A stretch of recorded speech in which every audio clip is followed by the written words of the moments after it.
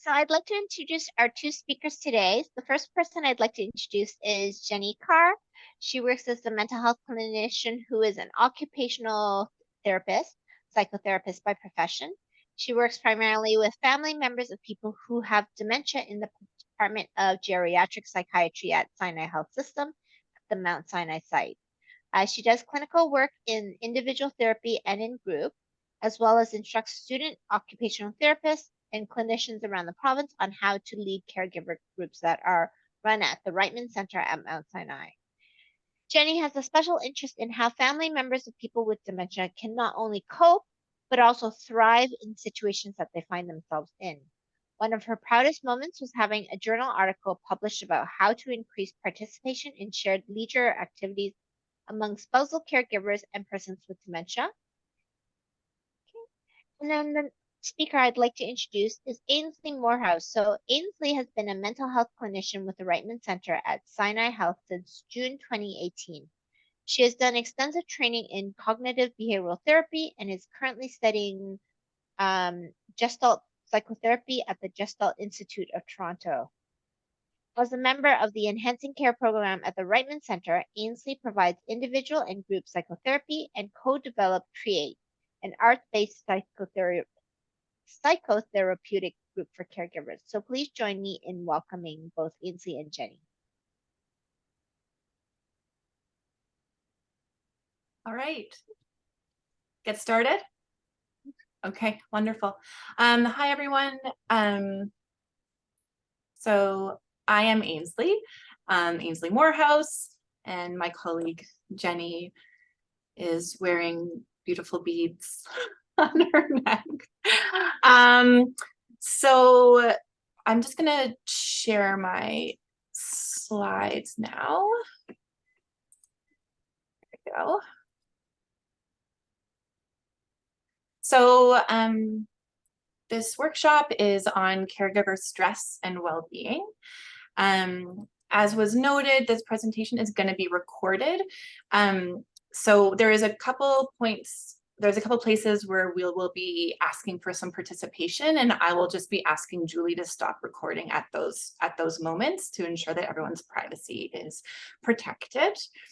Yeah, and let's get right into our presentation,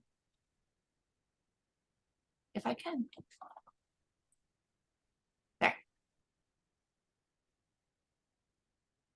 Hello. So we are going to begin with a brief overview of dementia so that we can build from a common understanding and common ground.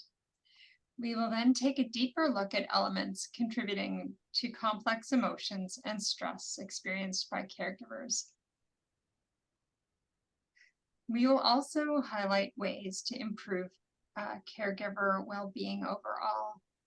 And finally, if there's time, we will lead you in an experiential activity.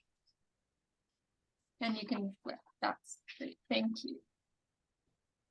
The caregivers often find they're having a hard time staying on top of tasks and keeping organized with all the things that they have to do. And they may worry even themselves that they are developing memory problems and maybe even that they are developing dementia. You know, many people actually mention that to me. And so to this end, let's do some clarification about normal memory decline with aging and dementia memory decline with aging. So here are some examples of normal.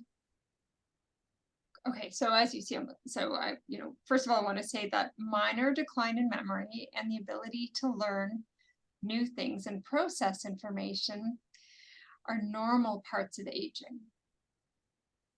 Dementia, as you probably know, is not a normal part of aging, but I want to give you some examples of normal cognitive blips and ones that might be more alarming. Some examples are might be these. So it's normal to forget what you went into a room to find sometimes. But probably more of a concern if you get lost driving to familiar places, or if you can't figure out what to do getting lost. It's normal to have occasional word finding problems, but possibly a concern to have trouble naming common objects or expressing yourself. It's normal to have trouble with new recipes at first, but possibly a concern if you forget the steps to making a cup of coffee that you've made for yourself every day. Let's go to the next slide. And I would always say that if you have concerns about your own memory, it's never a bad idea to talk to your GP, like your family doctor, about your concerns, and often that can put your mind at rest or get you the support that you need. So just very briefly, we use the word dementia a lot. We hear it a lot. And in case you're not aware, we use dementia as like an umbrella term, and it defines a set of symptoms. And the symptoms that it defines are characterized by changes in memory, changes in personality, changes in judgment, for example. And then the underneath the umbrella here, you see Alzheimer's disease, vascular dementia, mixed dementia. These are all diseases that can lead to dementia. So the causes of the dementia symptoms. And these are when it's disease-based, when the dementia symptoms are disease-based, it happens because of changes in the structure of the brain. And dementia is always progressive, degenerative, and irreversible. So it's going to, dementia symptoms are going to increase over time, and there is no cure. So some of the symptoms that we see most regularly that are common among all the forms of dementia are listed here. Memory loss is sort of the most common, one that we hear about the most, one that we see the most. Difficulty performing everyday tasks or new tasks. Sometimes we see problems with language, also known as aphasia. So that can be with expressive language, so saying things, as well as understanding language. Either or both can become a problem. We often see changes in judgment, so making poor decisions. Like it could be like going outside without a winter coat in the really cold weather, for example. We also see an inability to do abstract thinking, or difficulty with like math or like balancing a checkbook, for example. Oftentimes we'll see people becoming disoriented. They might not know where they are. You might hear someone often saying, I want to go home, when they are in fact at home. Or a person can get lost in the community and not be able to know how to get back. And we often see changes in mood, personality, and behavior. And the behavior changes can be some of the most difficult for caregivers to adapt to. And we'll get more into that in a few moments. So all of these changes that we see with the diagnosis of dementia, all of them here mean that family caregivers or friend caregivers need to offer support, need to step up to the plate. And that support is going to have to increase over time as the dementia progresses. And so obviously, and everyone who's here knows that this constant support and stepping in can lead to a great deal of stress. It can lead to a sense of grief or a sense of loss, or all of these things. And so we really need to make sure that we're helping caregivers to cope with all of these changes.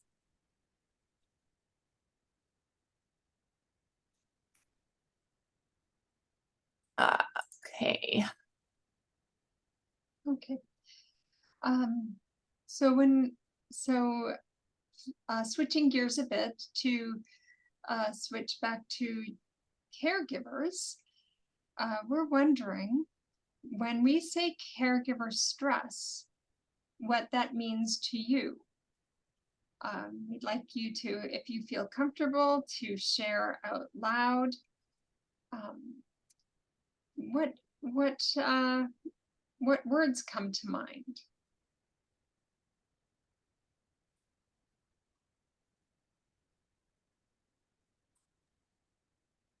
And if you want, you can also put them into the chat window too, if that's more comfortable to you. And I can share them out loud as well on your behalf.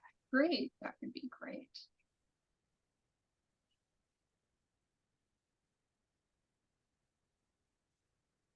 We were thinking, you're attending this for, I see somebody's already contributed, so that's what we were hoping. So you decided to devote your 12 o'clock noon slot today to coming to this webinar.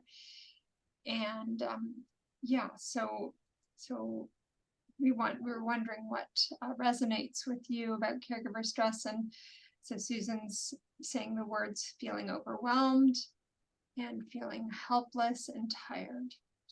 Being tired and having a short temper is another one that's coming up. So Always being on and not understanding or knowing what's going to come up next that you might have to deal with, that it might be something out of your wheelhouse. Yes, so the constant, not like unpredictability from that point of view. Things out of your wheelhouse for sure. Having to learn something new while you're continuing to do the caregiving. Mark saying reduce time as well.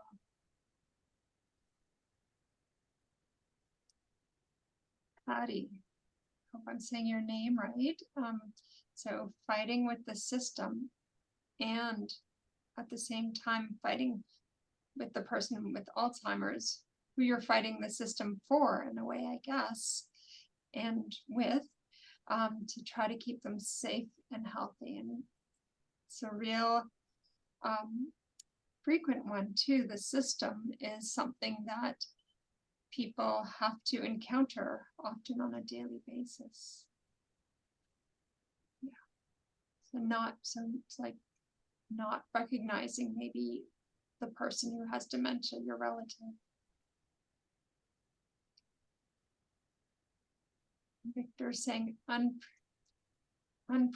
so walking on eggshells and feeling of dread. Every time you will be in contact with that person. So Ainsley, were you going to say something? Oh no, this is quite an extensive list. So it's clear to me that everyone here is feeling the stress and can identify some forms of stress and some sources of stress as well. Struggling to feel heard and supported as a caregiver. Not everybody understands what it means to be a caregiver. Yeah. And there's some real universal themes here. Even though you're all individual people, there are commonalities. And, it's very, very good self-awareness that you're able to bring those up so quickly. Feeling one's chest tightening, just thinking about the person. This is a real stress, something that even just they're not nearby, just bringing them up in your mind is something that will flare the stress up for you. Like that physiological expression of stress. Okay, I'm going to share, whenever you share the screen. There we go. Everyone see? Yeah. Yeah. So this is the list that you've all just come up with. It's long. And these are these are normal ways to feel, unfortunately. Yeah. There's another one that I think is really important that needs to be there. Mhm. That is dealing with family members who want to help, and how to focus that and in a way that's helpful to the caregiver as well as to the person with dementia. That's right. Yeah, family dynamics can play quite a role in stress or support or both. Yeah.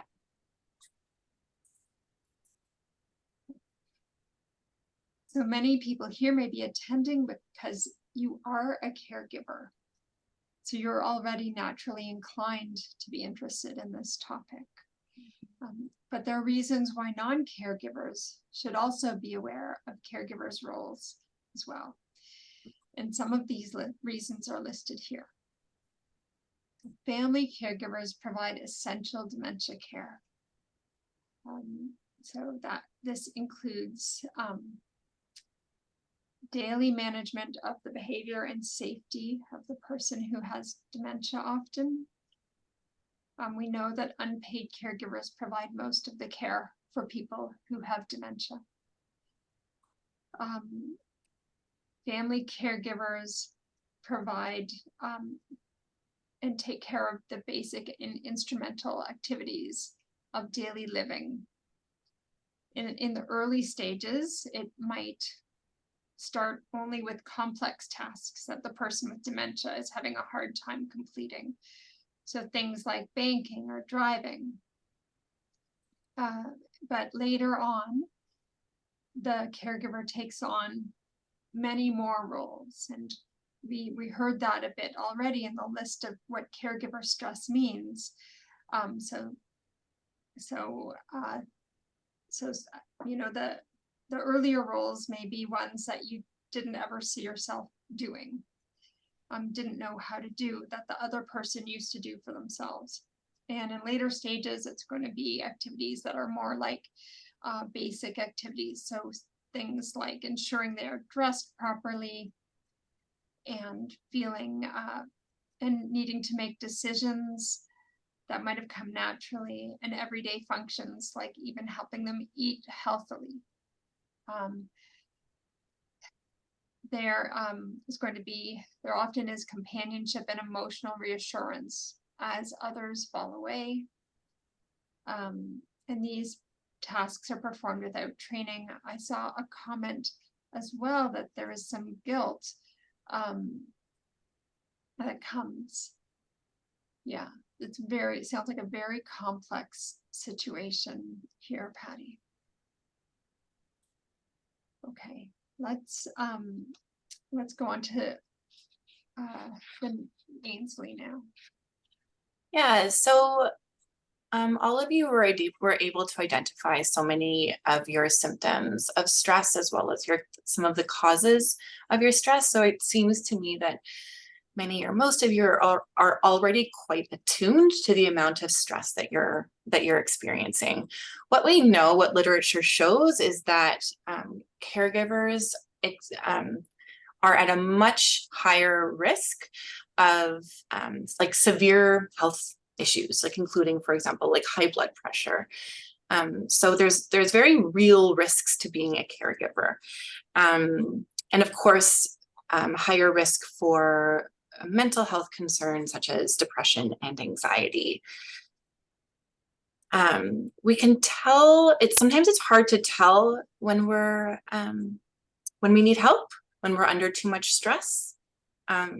But really trying to pay attention to the items on this list can be helpful for you to identify when you need to reach out, either for formal or informal or professional support. So like to families and friends, to get like support in the home, or to get professional support from us, the Reitman Center, or the Alzheimer's Society, or the UHN Memory Clinic. Some things to look out for to identify when you need that help might be if you notice that you one of you mentioned having a short temper. So if you're noticing that you're starting to anger a lot more easily than you used to, if you notice that maybe you're like drinking more alcohol, if you're having to take some time, like more time off of work than you normally would have to for your caregiver duties, if you're starting to feel anxious, also if you're starting to withdraw socially, like if you're starting to not have the energy or the desire to see people in your life. And of course, one of the at the bottom there, we have increased financial stressors. So caregiving can cause a lot of financial strain for many different reasons. Of course, absence from work is one of them. As well, there's lots of costs associated with caregiving that can lead to great stress.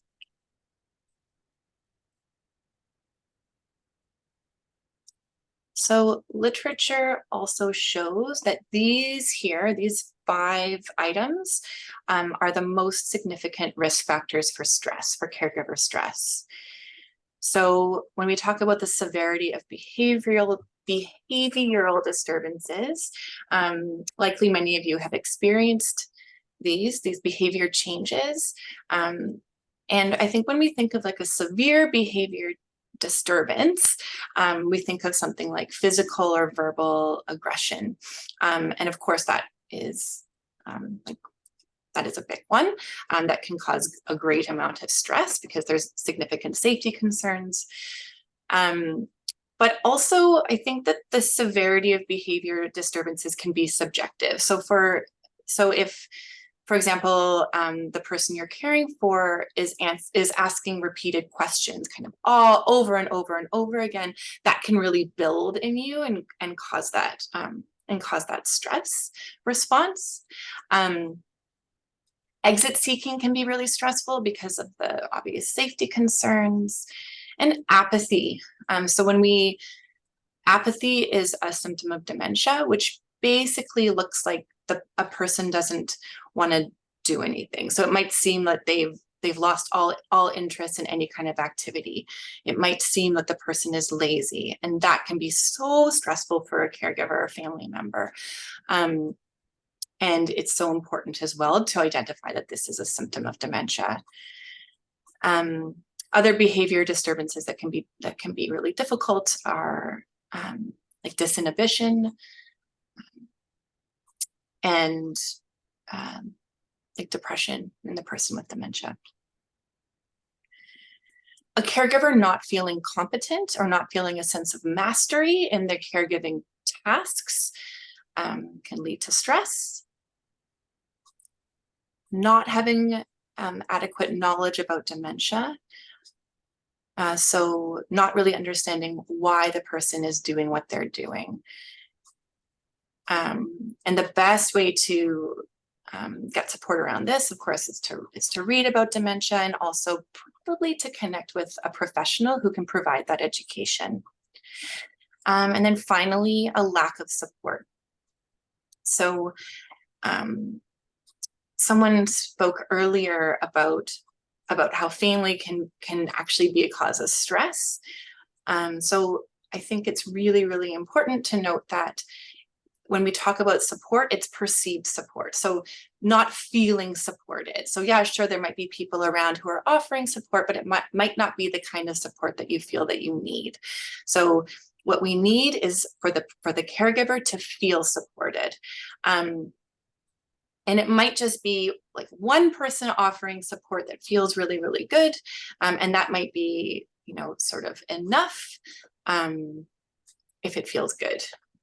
And again, I will just say that the different types of support we're talking about are informal through friends and family, formal through support in the home, like through PSW support, or an adult day program, somewhere that the person can go to, or professional support, so through a therapist or through physicians.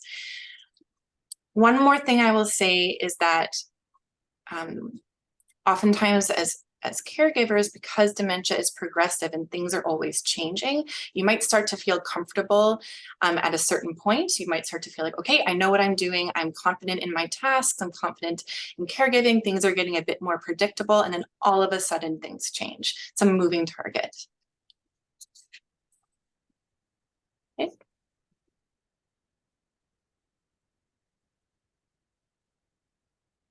This is pretty heavy information. You want to make sure that you come away with some information that is not all doom and gloom as well. So while the majority of caregivers report feeling their role is stressful, only a minority feel that they are not coping well. So caregivers do have there are positive and protective aspects of caregiving as well. So if you can see positive aspects of caregiving, that's linked with less depression and lower amounts of burden being felt. And positive feelings can include feeling needed by someone and feeling useful, as well as learning new skills.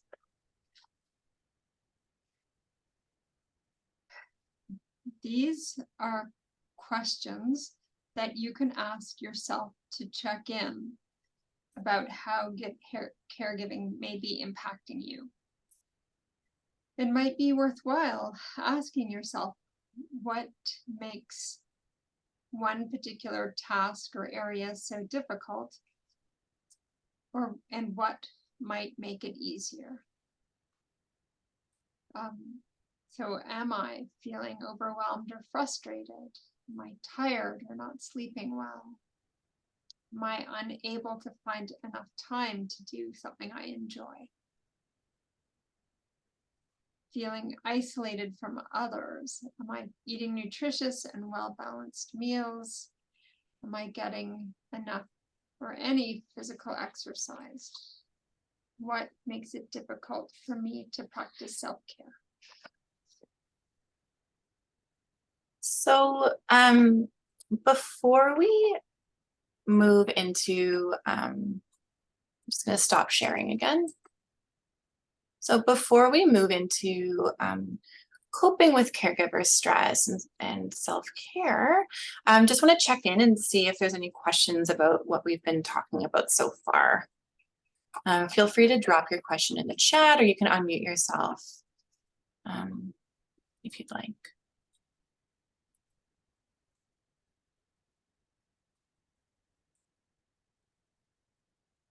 Any questions at all?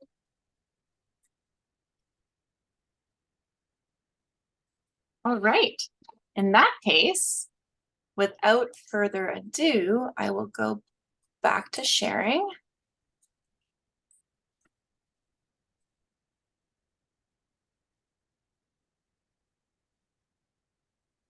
Okay.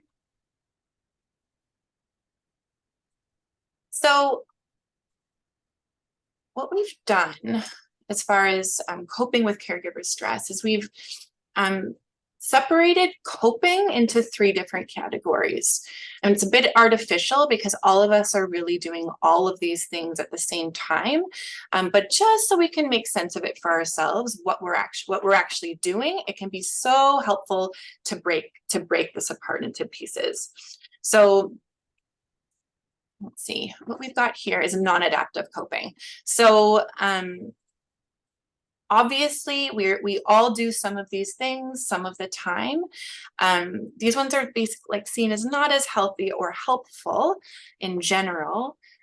But again, it's okay if you're doing them sometimes. So it's okay if you avoid things every once in a while. It's okay.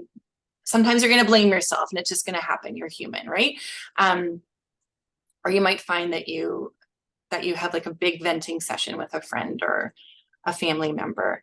The problem happens is the problem occurs if this is all you've got. If you've got really nothing else than the non-adaptive coping styles, substance use, if you're always turning to having a drink.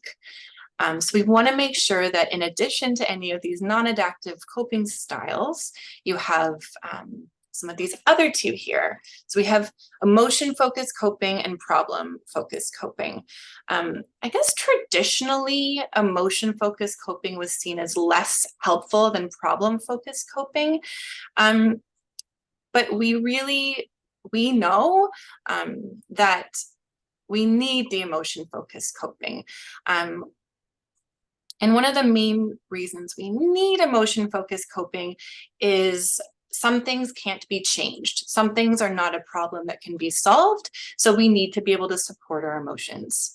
And then if there is a problem that can be solved, we need to be able to have a structured approach to solving that problem. So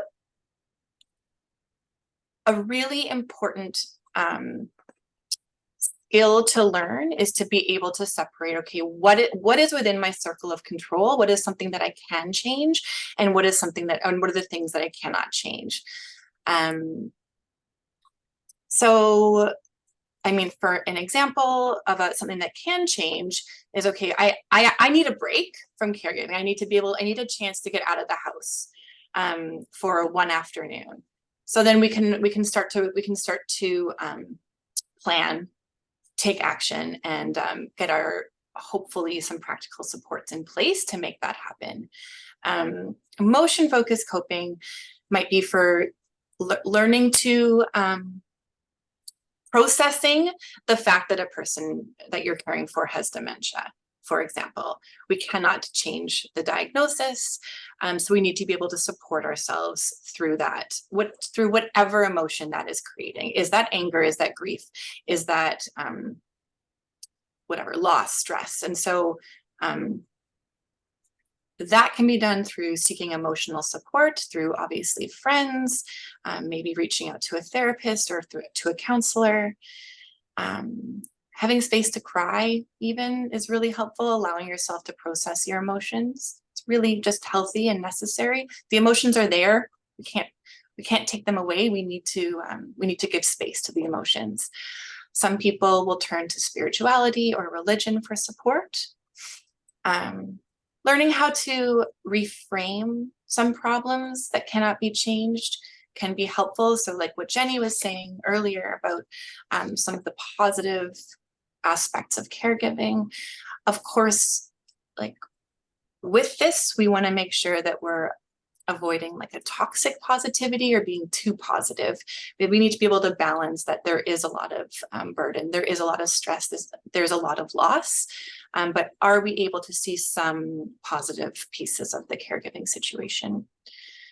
We can cope through humor, through laughter, and acceptance is there. So acceptance doesn't mean that we like the situation, but it means that we accept that it is what it is. Another word that I like to use might be allowing. Like this is what's happening, and I don't like it. And I might add to this list creativity. This is something we're going to talk about a bit more in a few minutes, but coping through creativity, through artistic engagement can be really healthy and helpful. I want to say as well that as far as learning to separate what are problems that can be solved and what are problems that cannot be solved, so where we're going to need some emotion-focused coping, we teach that in a really structured, helpful way in one of our groups here at the Reitman Center. The group is called the Carers Group, and Jenny will be talking more about it near the end of our presentation today, but I think it's important to mention.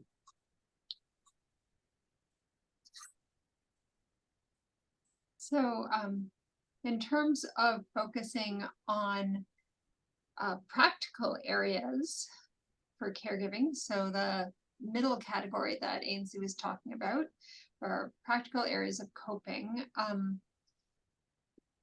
we can focus on them in categories. So let's look at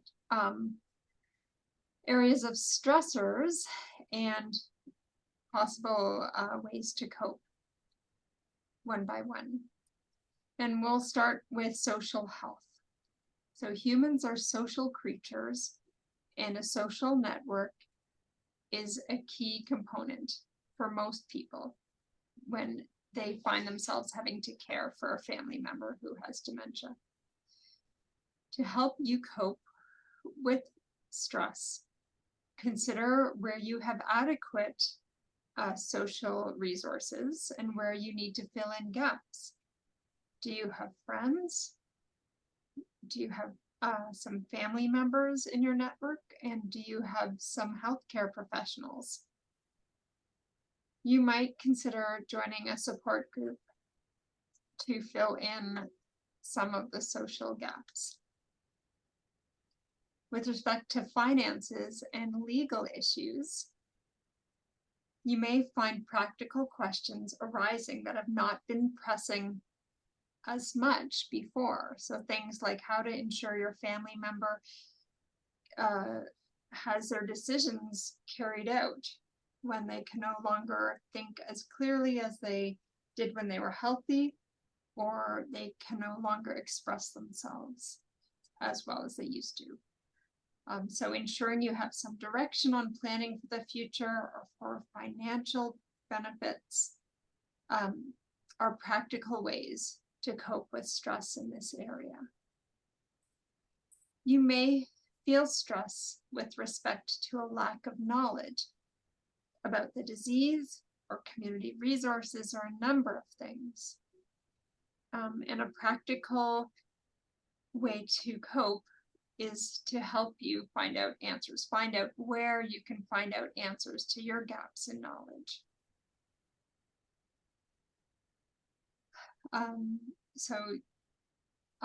It may be to the Alzheimer's Society to find out about answers to questions you have about dementia. Or it may be to a healthcare professional or to a neighbor to find out about a gap you have in where to find homemaking help. New roles can also be related as a stressor to lack of knowledge or financial or legal issues. You know, as we talked about earlier in this webinar, you may find that you're having to take on new roles to you, such as looking after finances or making meals. You may find that your only role is as a caregiver right now. You may find that your role as a caregiver is putting stress on your career. And there may be practical steps you can take in this category. An awareness of the area of stress is a start. And if your career is suffering, for example, it might be talking to your manager or taking it upon yourself to somehow problem solve around flexible hours. Your emotional health may be another area of stress at various times. Many people find themselves caregiving for somebody that they didn't love or they didn't like. And so a coping strategy would be to find someone to talk to about this, about this issue. That's a practical thing you can do for yourself to try to find somebody. And finally, we can talk about physical health. So it's the caregiver who looks after not only their own health, but their family members' health as well. And many caregivers naturally give priority to the person who has dementia. It's normal for your health as a caregiver to fall off the agenda, not that you want it to, but it just kind of comes last. And an example of a coping strategy in this area that's practical is to recognize your physical signs of stress and to contact your family doctor, as Ainsley said, if you need professional advice. There are more basic principles on the next slide.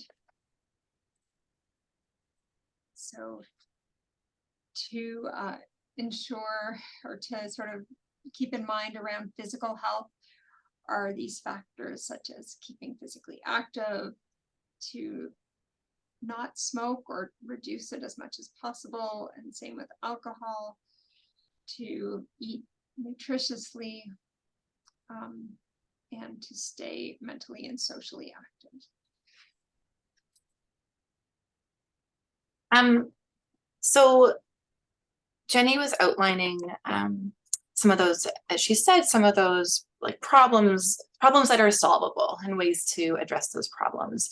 And I'm shifting more into the emotional coping. So I wanted to, we wanted to share a couple of self-care or coping strategies with you that are more emotion focused. So the first one is mindfulness, and the second one that I'll get to in a moment is creative engagement.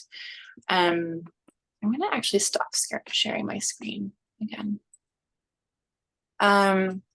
So I don't know if anyone here has heard of mindfulness. Probably some of you have. So mindfulness is a process of just learning to be present in the moment, is a really simple way of saying it, to accept the present moment as it is without judgment. Again, it doesn't mean you like it, but you're just supposed to notice what's happening in you in the here and now.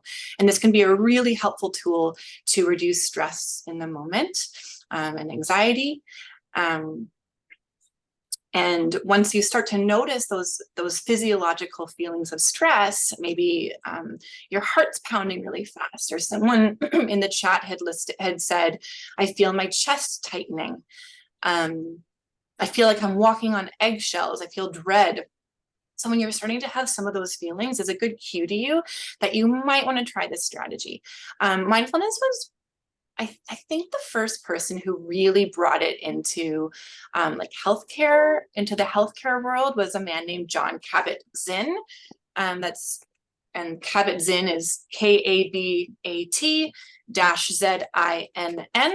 And he wrote a book that is fairly popular called Wherever You Go, There You Are, if you're interested in any reading about this.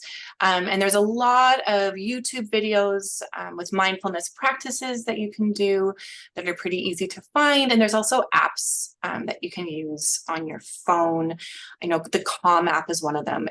That's not free though, you have to pay for it. And there's a bunch of different apps that can be useful. Another way to look at it when I'm talking about when you're starting to feel yourself getting stressed, or we might say getting hyper aroused, is when you're having a stress response. I'm sure many or most of you have heard of fight or flight, or fight, flight, or freeze. And that's what our bodies do when we feel that we're not safe, when we believe that we're in danger. And so I'm gonna, if everyone's willing, I'm just gonna walk us through a really brief and simple mindfulness exercise just for a few minutes.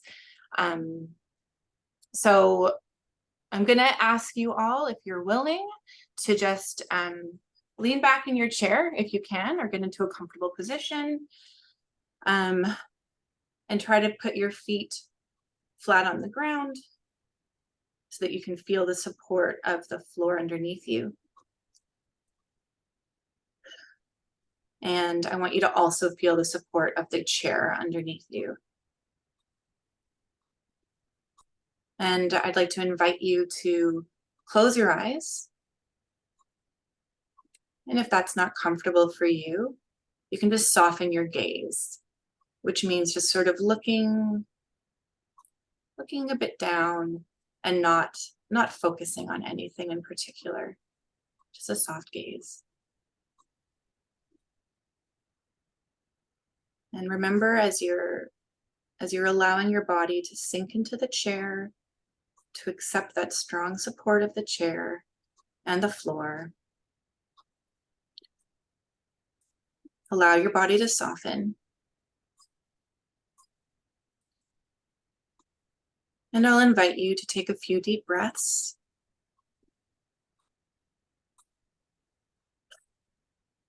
It's getting some oxygen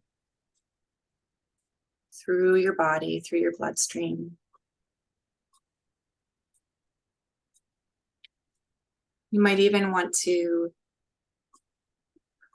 rest your hands on your chest, especially if that's a place where you feel your tension, where you feel your stress, just to remind yourself to let go.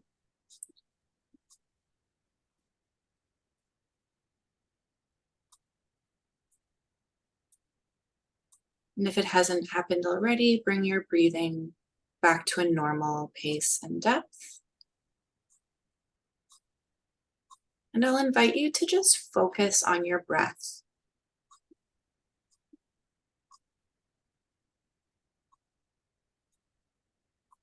The inhale and the exhale.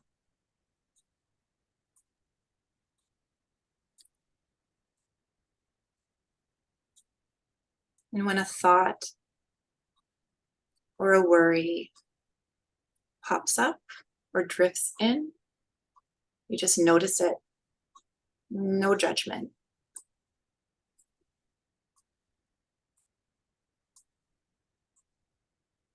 Can you be curious and let that thought go? And just bringing your attention back to your breath.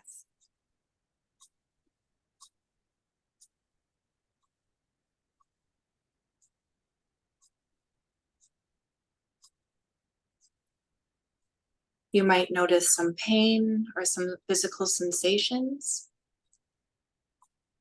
And as much as possible, noticing without judgment, noticing with curiosity. You're not trying to change it.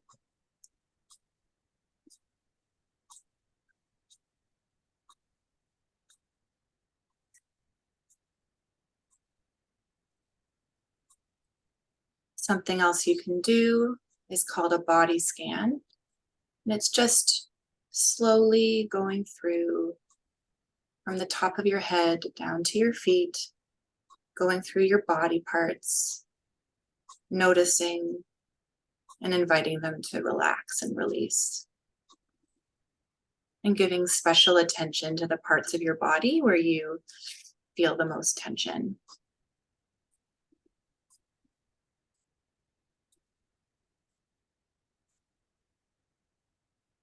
I'm going to invite you to open your eyes again in the next few moments. And bring yourself back to the space. Another tool that you can use, we call the butterfly hug. And it's also just to calm your nervous system when you're starting to feel yourself getting stressed or again hyper aroused. What you do is you cross your hands in front of you like a butterfly, and you place them here so that your index fingers are right underneath your collarbone, and you pat back and forth. I don't know exactly how it works, but I know that there is a neurological reason for it. It has to do with the crossing of the hands and the rhythm of your hands on your chest, and it can have a very calming effect.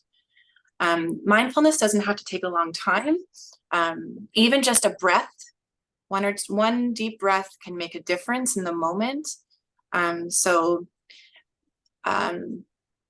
Something that you can do is if the person that you're caring for says something to you that's upsetting, or if anyone in your life says something to you that's upsetting, take a pause. A pause or a breath can make a world of difference and allow you to respond rather than react. So again, mindfulness doesn't have to be a significant practice. It can just be something that you're doing in the moment. I'm sharing my screen again. So there's a couple other tools here. So taking the time to pause, taking a few deep breaths, changing your routine, and And doing one thing at a time with full attention is just an invitation to start to notice things in the moment that you normally do just like on rote. I think that's the right word for it. So taking 10 seconds before you eat to pay attention to the color, the texture, the smells of the food on your plate.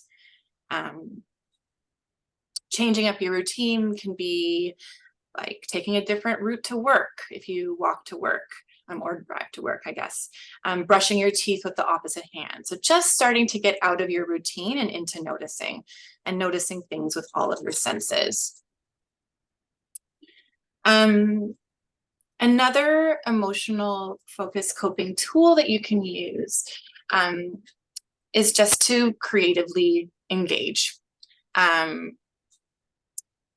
Engaging through creativity or through the arts can be a way to express or experience your emotions in ways that in ways that are not normal for you, I suppose, or that don't require words. Sometimes it's really hard to find words for what we're feeling.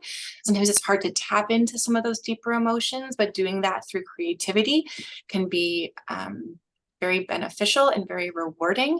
It can help you connect not only to yourself and your own emotions, but it can help you to connect to others. Engaging creatively with the person that you're caring for can certainly help to deepen that bond or make a more meaningful connection in the moment.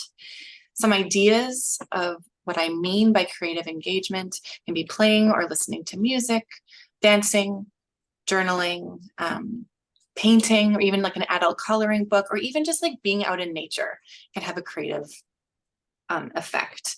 We had hoped to do a little haiku exercise with you, but we do not have time. So you are all spared that, that activity. But writing poetry can be beneficial. And just remember, there's no right or wrong way to do any of this. You're just experimenting, just playing.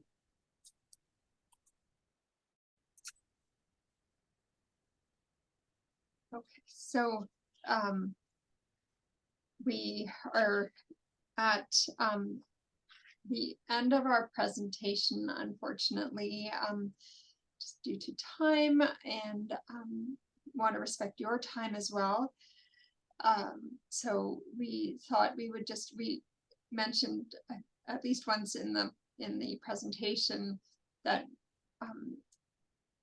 this Carers program and the Reitman Center trains leaders at the Alzheimer Society and to run the TEACH program as well as the Carers program. If you're interested, you can contact them. You could contact the Reitman Center for more, to have an assessment and get some caregiver support as well. If you like the mindfulness that Ainsley was doing, Reitman Center does offer a mindfulness program for caregivers and a creativity program too. So please feel free to use those practical strategies. We have, probably just a minute or so for if people have a brief comment. And on the screen right now are just contact information for a few resources in Toronto. Ours and the Reitman Center, so Jenny and I are based at Sinai Health at Mount Sinai Hospital. And that's it.